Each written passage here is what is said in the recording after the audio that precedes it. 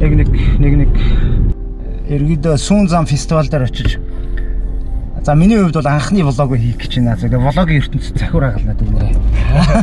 За ерөөдөө энэнгүүрээ дүрсэн аваа явчих юм аа те. Тэгэж тахын наа камераар л ер нь голчлол дүрсэн аваа явчих цаа.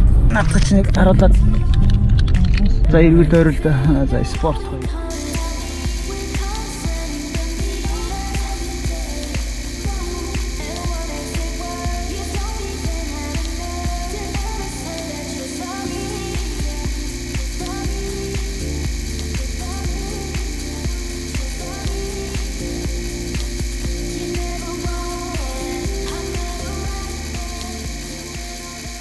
Монгол Японы хамтарсан бүжгийн их наадам төв талбай дээр зохиогдох гэж байна.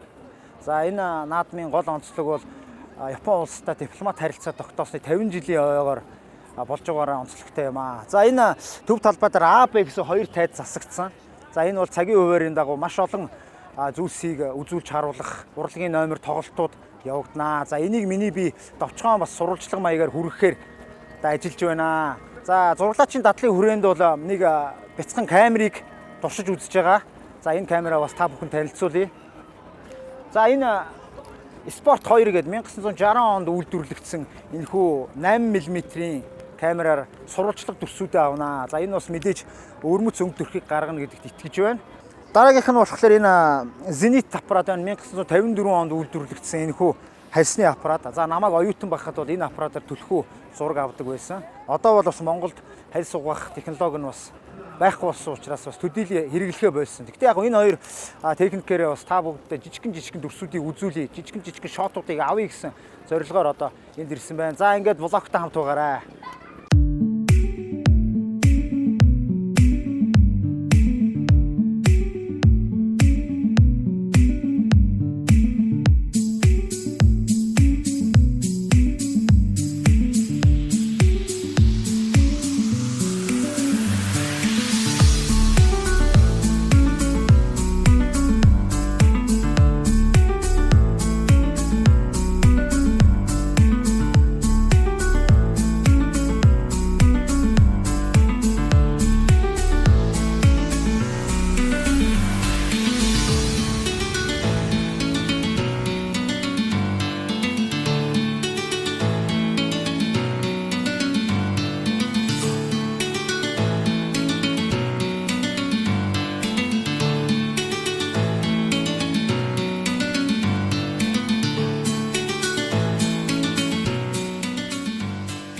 Залуучууд маань одоо Японы соёлыг одоо яг Монголдо түгээж явнаа. За энэ хувцалтынхаа талаар нэг ярьж өгөөш. Сайн байна уу? Манай баг болохоор Кицүнэ баг байгаа. Тэгээ бид нар өнөөдөр Kimetsu no Yaiba гээд анимийн косплей хийж ирсэн байгаа. Маш гоё сонирхолтой байна. Тэгэхээр ер нь та хэдийн хувьд энэ Японы одоо тэ энэ аниме дээр нь Японы соёл ер нь амьдрал чи хэрхэн яаж нөлөөлсөн бэ? Талаар ярь. Нэлээх нөлөөлсөн. Одоо орчин үед угаасаа аним Монголд нэлээх хөгжиж байгаа. Тэгээд угаасаа одоо ингээ хүүхэд багчууд ч гэсэн одоо косплей гэж юу гэдгийг ерөнхийдөө одоо хүмүүс мэддэг болсон. Тэгээд бид нар ч гэсэн ингээ косплейгээ явахад аягүй гоё яадаг. Ингээ өөрсдөө бүгдээрээ хувцас хийдэг байгаа бид нар бас. Маш гоё байна. Тэгээд энэ хувцалтыг нь харах юм бол яг л ингээд бүх баатрууд нь болоод хувирсан байх жишээ нэ тий. За ингээд залуучуудаа өнөөдөр маш сайхан гоё наадаараа сайхан баярлалаа залуучууд. Амжилт хүсье.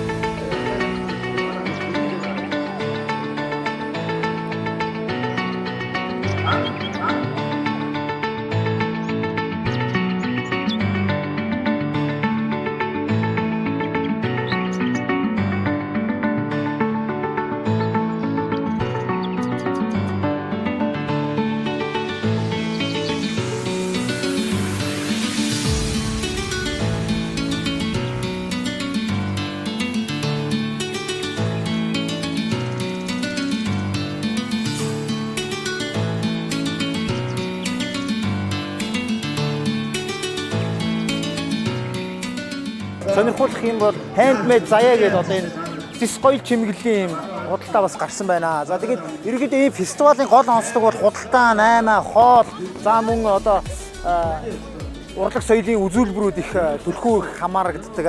За манай Монголд бол фестивалууд маш их зохиогддог болсных бол одоо энэ төрөл бас маш их хөгжиж байгаа гэж хэлж болно, тийм ээ.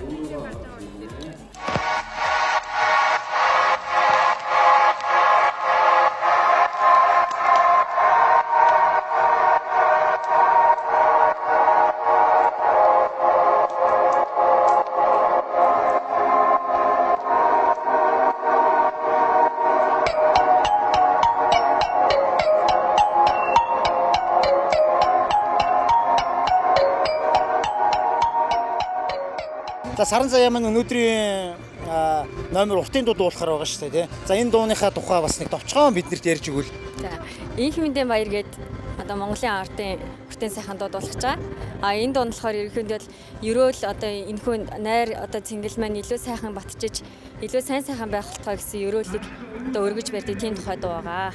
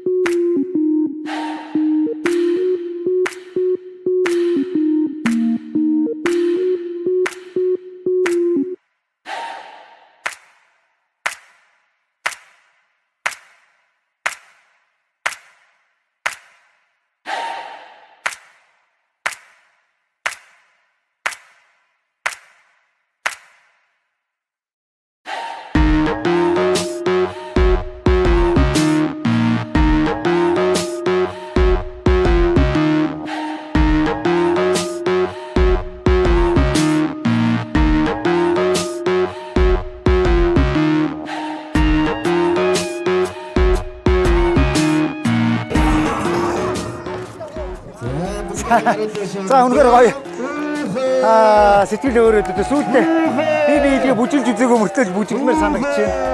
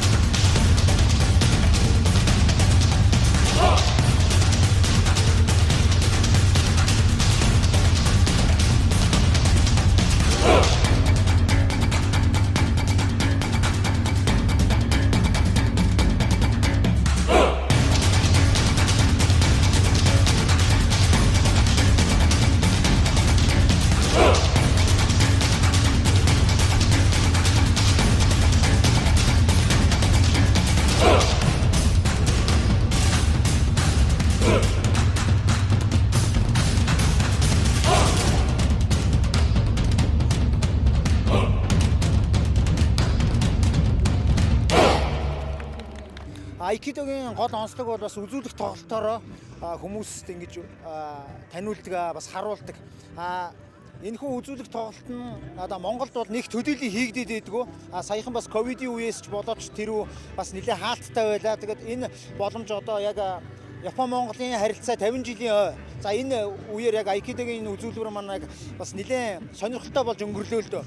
Тэгэхээр энэ талаар танд хуваалцвал одоо ерөнхийдөө энэ үзүүлбэрийг хэдийн хугацаанд бэлдээд ингээ ороод ирвэ? За юуны маань одоо Япон-Монголын 50 жилийн ой болж байна. Маш сайхан өдөр болж байна. Тэгээд бид хэд маань айкидо холбоо бас өөрсдийнхөө эсэг зүрхээрээ өргөж хамттай байдаг шүү гэд хүрэлцэн ирлээ. Тэгээд өнөөдөр болохоор бидний энэ үзүүлбэрээ яг бэлдсэний дагуу хийх гэсэн бодож жоохон бас нэг саад татгамын манаас байсангүй тий. Яг сансны хэмжээнд хүртэл бэлдсэнгүү тэг орсонгүй. Яварсан дээр өөрхийн хэмжээнд яварсан хийлээ. Маш сайхан байна. Ковид гээд бас 2 жил бас үнэхээр яг хөдөлгөөнгөө бид хэд чинь бас маш хэцүү байлаа тий. Одоо зөвхөн төрчмтэй сайхан бэлтгэлээ хийхээр хэрэг гэж бодож байна. Ерөнхийдөө айкидо гэхлээр ер нь Монголд за нэг айхтар төдийлөн бас хүмүүс мэддэггүй тийм ээ. Тэгэхээр энэ талаар бас товчхон яриул айкидогийн талаар одоо ер нь айкидогоор одоо хичээллэх боломж хүмүүст нээлттэй юу? Нээлттэй байлгүй аах юу? Ер нь бол нас хязгааргүй. Бүгдээрээ бол манайхтай холбогдоод манай клуб дээр ирээд ер нь бол маш өргөн хүрээнд бас бэлтгэл хийж болно. Бүх хүмүүст хамрагдаж болно. Тийм болохоор бид нартэй ирж бэлтгэл хийгээрэй гэж уриалж байна. За тэгэхээр цаашлаад энэ айкидо хүрлэхаа таны хувьд одоо айкидогоор яг хичнээн жилийг хичээлж байна. За тэгээд айкидогийн талаараас өөрийн сэтгэлдээ хэлүүл. За айкидо урлаг бол ерөнхийдөө сэтгэлийн урлаг. Биеэр дамжуулсан одоо эсвэл дасгалын бяцлал гэж үздэг. Тэгээ энэ бол маш нарийн урлаг л да. Энийг би одоо 48 тагаас яг хичээлсэн. Одоо 55 та ингээ хичээлээд явж байна. Энэ урлагаар хичээлснээр бол одоо хүн өөрийгөө ядан дийлэх сэтгэлийн дотоод хүчийг мэдрэх. Тэгээд их нарийн урлагт суралцаж одоо эдгээр эрүүл сар бол ингээ явж байна да. Тэгээ мэдээж спортоор хичээллээрэй гэж уриалж штэ тийм ээ. Тэгэхээр их жаргал багш одоо ерөнхийдөө юу яаж вэ? Их жаргал багш одоо хүүхдүүдэд айкидо зааж байна тийм үү? Тэгэхээр хэдэн наснаас хойш юу айкидогоор хичээллүүл боломжтой байд юм бэ хүүхдүүд? Хүүхдийн хувьд ер нь олон улсын айкикай холбооноос 5 наснаас эхлээд хүүхдийг илсүүлэхэд ер нь боломжийн насаж үзээд 14 15 нас хүртэл хүүхдийн ангидаа суралцаад тэгээд тэрнээс дээш бол насан туршидын ангидаа суралцаа явдаг юм зарчимтай байдаг. Тэр ихс яг Монголд хэрэгжүүлж байгаа. Тэгэхээр манай багш бол одоо их жаргал багш бол ерөнхийдөө хүүхдийн айкидог яг гардан яг хичээлүүлж байгаа. За тэгээд энд ирсэн бүх залуучууд маань айкидогийн урлагийг Монголд таниулахын тулд одоо маш их зүйлийг хийж байгаа. Тэгэхээр бид нартэй холбогдороо тийм ээ. Айкидо та бүгдэд үргэлж нээлттэй байгаа. Тэгэхээр энэ Япон-Монголын арга хэмжээ тийм үү одоо 50 жилийн болж Японы соёлыг бас сурталчилж байгаа маш гоё зүйл болж байна тийм. Тэгээд энэ дээрээ хэдүүлээ нэг өрөө хэлчихв тийм. За юу хөө айкидогоор хичээлээрэй.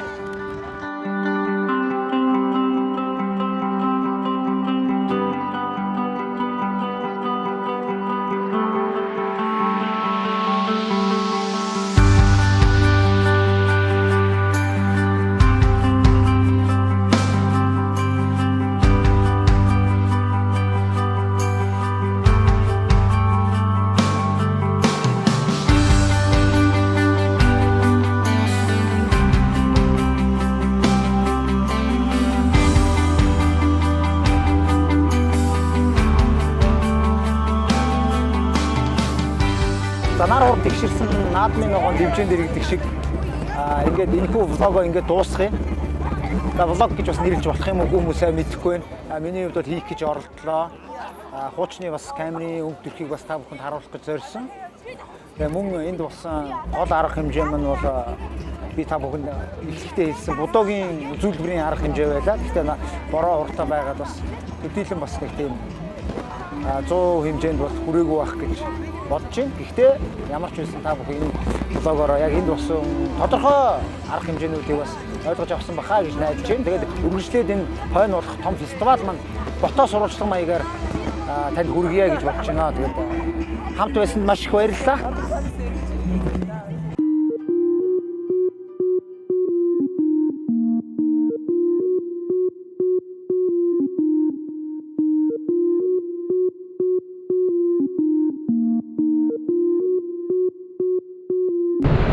сүүл зам фестивал маань бүр 7 цагаас эхлэх юм байна шүний. Тэгэхээр одоо бид оройн. Тэгээд бид нар бол одоо ямар ч байсан өдрийн босон үйл явдлыг суралцсан, чадсан, хийсэн. Хурлах хийсэн. Усан баха. Гэж бодож байна. За яг влог гэж бодоо явсан ямар хэн.